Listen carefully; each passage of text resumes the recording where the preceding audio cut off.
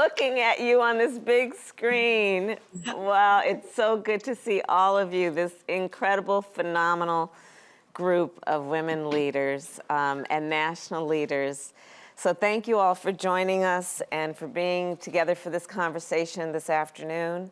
It is an honor to be here with Senator Patty Murray, Chair of the Senate Health, Education, Labor, and Pensions Committee, Congresswoman DeLauro, Chair of the House Appropriations Committee, my dear friend, Senator Cortez Masto, my dear friend, Congresswoman Lee, and all of the leaders from our nation's most important organizations on gender equity. And I don't need to tell you all, time and again, women and families across the nation have benefited from your leadership. And without you, each one of you, we will not be able to get the American Rescue Plan across the finish line now, which is the point of our discussion today. In 1 year, the pandemic has put decades of the progress we've collectively made for women workers at risk. There are three main reasons for this, as we all know. First, job loss. About 2.5 million women have dropped out or have been forced out of the workforce during the pandemic. Many work in lower wage jobs, jobs that have been undervalued for far too long and underpaid for far too long. Second, small businesses are closing. Last February, around 5 million women were business owners, and 2 months later, by April, 1 in 4 had closed their doors. So my first week in office, I spoke with a group of small business owners, many of whom are women, and they talked about how tough it is right now to keep their businesses up and running while balancing all of their responsibilities at home. In fact, one woman, Caitlin James, held her newborn throughout our conversation, which was by Zoom, because of course she was juggling all of the demands that are her daily struggle. Which brings me to the child care crisis. Because this child care crisis is a double-edged sword. As homes have become makeshift classrooms, many working women have been forced to cut their hours or leave their jobs entirely. And as child care centers have closed, child care providers, many of whom are women, have lost their jobs. At the beginning of the pandemic, the child care sector alone lost nearly 400,000 jobs. Half of those jobs have yet to return. And I know that this is personal for me, this is personal for everyone here. Many of you are working mothers. Many of you are caring for your own parents, sandwiched between 2 generations.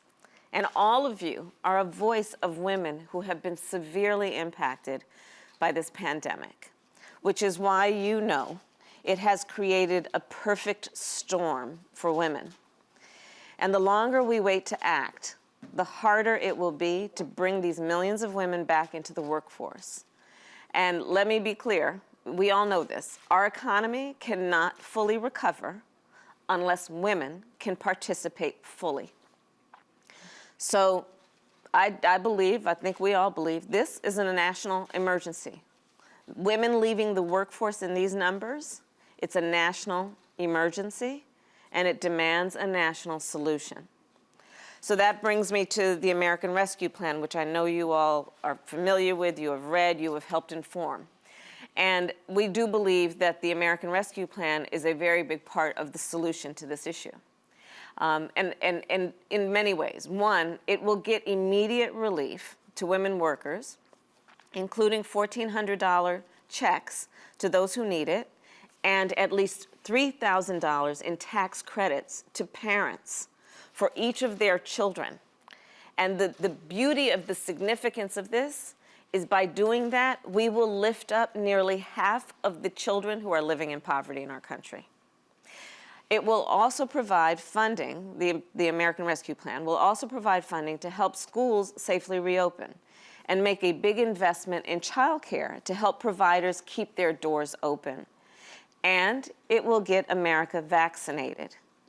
So simply put, the American Rescue Plan will help get women back to work. And I'm so grateful for these members of Congress who are championing the key provisions of this bill. And you know that we're so pleased and excited to work with you. And of course, today is about hearing from you and about how the American Rescue Plan speaks to the needs of the women that you represent and how you are helping those women tell their senators and representatives, of course, the four that we have here don't need to be told, they're leading the charge, but how you are helping the women who have so much at stake to share their stories with their members of Congress, telling them what is at stake for their families, because we need your help.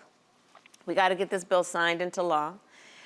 Each day of this pandemic is a very long day for folks who have lost their jobs, for the children who are not able to go to school, for the parents who are juggling all of the interests that are important about sustaining and protecting their families. So with that, it is my pleasure to introduce my friend and former colleague, as she is well known, a mom in tennis shoes who runs hard in the Senate. Our dear friend, Senator Patty Murray, the chair of the Senate Help Committee. Patty. Thank you, Vice President Harris. Thank you. It is such an honor to be here with all of you today. The American Rescue Plan really shows a commitment to women as equal partners in our economy and our country's future. Take childcare. We've long had a childcare crisis in this country for everyone, and it has always made things especially challenging for families of color and families who are paid low incomes. And now with COVID-19, childcare providers are struggling to keep their businesses afloat, making it harder for our frontline workers to stay on the job. And guess who's more likely to be working and responsible for childcare in this pandemic? Mom. Women are leaving the workforce because of this. So without support, more childcare providers will close, and childcare workers, who are mostly women, are going to continue to lose their jobs. And whether they're working or not, studies show women also disproportionately are tackling the challenges of remote learning, which is one of the many reasons it is absolutely critical we get our students back to the classroom for in-person instruction safely. The American Rescue Plan provides the resources that our students and schools need and helps families afford childcare and supports our childcare workforce and the providers. Look, our ability to recover from COVID-19 depends on women's ability to recover, which is why we are working so hard to get this bill done. And I'm proud to turn this over to Chair Rosa DeLauro. Thank you so much, Senator Murray, for the introduction and for your leadership in the Senate. And to you, Vice President, let me just say, you represent everything that millions of American women aspire to, and you are not going to leave them behind. Right. You know, success has so many authors. Together, we have built a coalition, knocked on the door of change, and as women and as elected officials, we bring unique strength and perspective to that struggle. Women are not opting out of the workforce. They are being pushed by inadequate policies. So we have an opportunity not just to throw money at a problem, but to build that architecture for the future. Use this as a moment to address the serious inequities that have been further exposed by the coronavirus pandemic. The American Rescue Plan meets this moment. Millions of children living in families cannot afford to put food on the table, pay rent. We can alleviate child poverty by expanding and improving the child tax credit. The rescue plan increases the value of this credit, makes it fully refundable. That means that 1/3 of children that are left behind are now going to be included. By putting money in people's pockets, it cuts child poverty nearly in half. And it is especially true for Black children, Hispanic children, Native American children, Asian American children. And with the stroke of a pen, this is a life-changing policy that will make such a difference. And I want to just say a point for women of color. The child tax credit amplifies pay inequity because if you earn less, you get a smaller credit. Who earns less? women and women of color. This fixes it. So this is about women and mothers, and it's their tax credit. I also have to mention the reinstatement of the expanding the desperately needed family and medical leave policies that were created last year.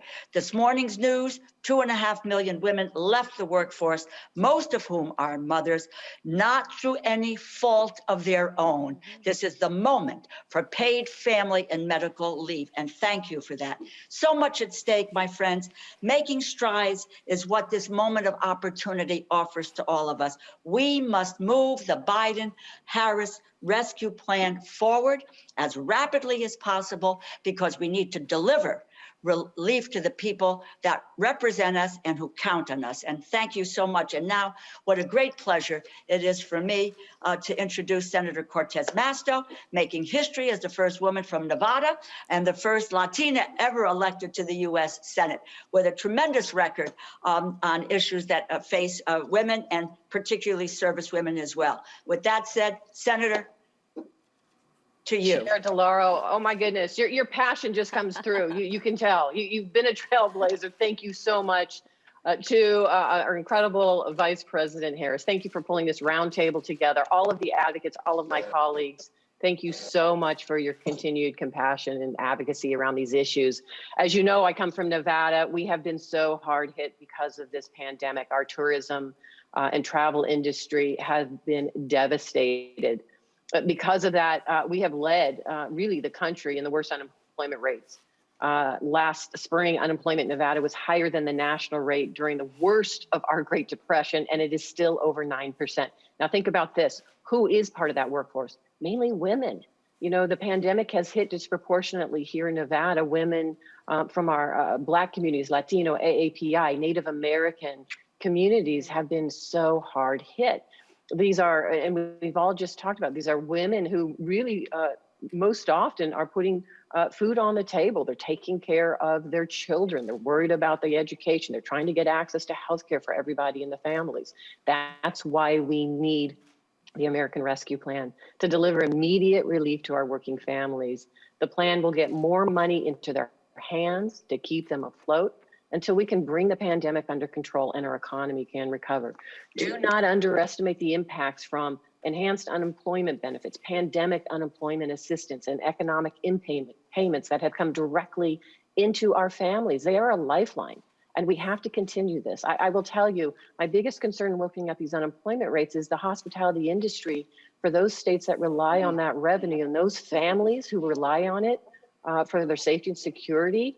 We're going to be the last to come out of this. So we continue to need relief, and the American Rescue Plan is that lifeline.